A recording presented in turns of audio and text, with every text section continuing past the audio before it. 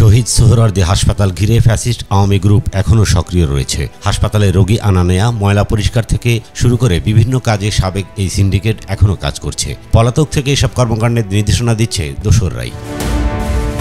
আর সামনের সারিতে রয়েছে সাইফুল ইসলাম পাপ্পু ও তার সহযোগীরা। সম্প্রতি এক ব্যবসায়ীর কাছ থেকে মোটা অঙ্কের টাকা দাবি করার পর বিষয়টি প্রকাশ্যে এসেছে। জানা গেছে, মাহমুদুল হাসান নামের এক ব্যবসায়ী গত 29 সেপ্টেম্বর রাজধানীর শেরেবাংলা নগর থানায় একটি লিখিত অভিযোগ দিয়েছেন। অভিযোগে বলা হয়েছে, সাইফুল ইসলাম পাপ্পু ও জহিরুল ইসলাম বিপ্লব নামের দুই সন্ত্রাসী তার কাছে 5 লাখ টাকা চাঁদা দাবি করে। না দিলে প্রাণে মেরে ফেলার হুমকি দেয় ওই সন্ত্রাসীরা।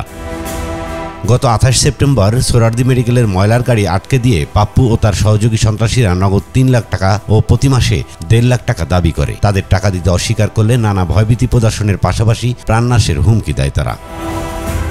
অভিযোগ রয়েছে, এই সাইফুল দেশের বিভিন্ন অঞ্চল থেকে সোহরাওয়ার্দী হাসপাতালে আসা রোগীদের উন্নত চিকিৎসার কথা বলে অন্যত্র ভাগিয়ে নেয়। সেবা দেওয়ার কথা বলে এই চক্রটি সহজ সরল মানুষদের ঠকিয়ে মোটা অঙ্কের টাকা আদায় করে আসছে।